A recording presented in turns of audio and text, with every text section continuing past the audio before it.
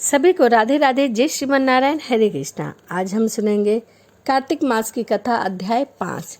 तो चलिए शुरू करते हैं। प्रभु मुझे सहारा है तेरे, जग के पालनहार। कार्तिक मास महात्म्य की कथा करूं मैं विस्तार। राजा पृथक बोले, हे नारद जी, आपने कार्तिक मास में स्नान का फल कहा, अब अन्य मासों में विधि पूर्वक स्नान करने की विधि, नियम और उद्यापन भी कृपया करके बताइए। देवर्षि नारद ने कहा, हे राजन, आप भगवान विष्णु के अंश से उत्पन्न हुए हैं, अतः यह बात आपको ज्ञात है कि फिर भी आपको यथाचित विधान बतलाता हूँ। अश्विनी मास के शुक्ल पक्ष की एकादशी से कार्तिक के व्रत करने चाहिए। ब्रह्म मुहूर्त में उठकर जल का पात्र लेकर गांव के बाहर पूर्व अथवा उत्तर दिशा में जाना चाहिए। उसके बाद जो मनुष्य मुख शुद्धि नहीं करता, उसे किसी भी मंत्र का फल प्राप्त नहीं होता। अतः दांत और जीभ को पूर्ण रूप से शुद्ध करना चाहिए और निम्नलिखित मंत्रों का भी उच्चारण करते हुए दातुन तोड़नी चाहिए।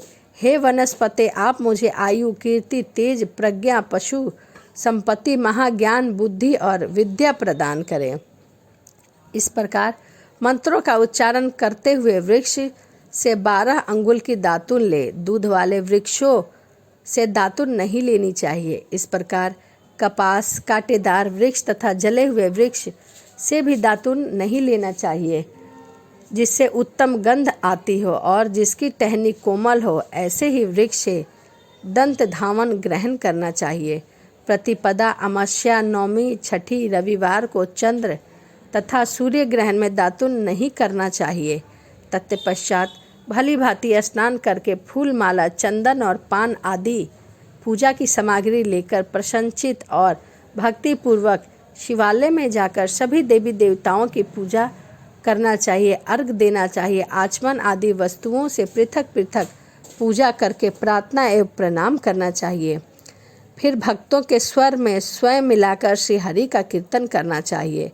मंदिर में जो गायक भगवान श्री हरि का कीर्तन करने आए हैं, उनका माला, चंदन, तांबूल आदि से पूजा करना चाहिए, क्योंकि देवालय में भगवान विष्णु को अपनी तपस्या, योग और दान द्वारा प्रसन्न करते हैं। परंतु कलयुग में भगवत गुणगान से ही भगवान श्री हरि प्रसन्न हो जाते हैं और भगवान गुणगान ही एकमात्र साधन माना गया है। नारद जी राजा पृथक से बोले, हे राजन, एक बार मैंने भगवान से पूछा कि हे प्रभु, आप सबसे अधिक कहाँ निवास करते हैं। इसका उत्तर देते हुए भगवान ने कहा, नारद, मैं वैकुंठ या योगियों के हृदय में निवास नहीं करता, अपितु जहाँ मेरे भक्त मेरा कीर्तन करते हैं, मैं वहाँ अवश्य निवास करता हूँ।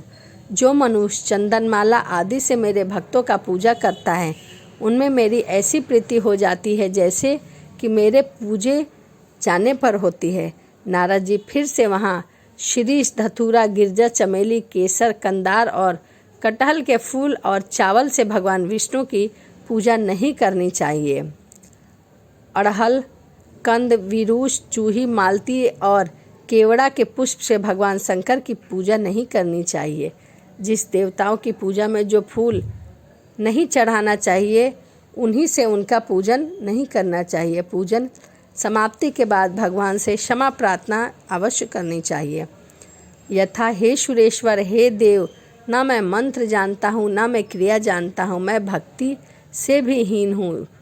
मेरे जो कुछ भी आपकी पूजा की है उसे पूरा करें। ऐसा प्रार्थना करने के पश्चात भगवान हरि का साष्टांग प्रणाम करना चाहिए। श्री हरि की कथा सुननी चाहिए। श्री हरि का कीर्तन करना चाहिए। श्री हरि का प्रसाद ग्रहण करना चाहिए।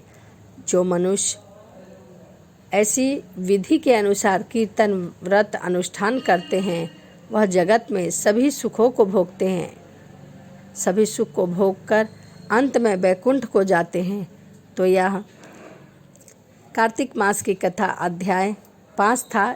इसी के साथ वीडियो को समाप्त करते हैं और मिलते हैं अगली वीडियो में कार्तिक मास की कथा अध्याय 6 के साथ। तो चलिए मिलते हैं अगली वीडियो में। राधे राधे, जय श्रीमन नारायण, हरे कृष्णा।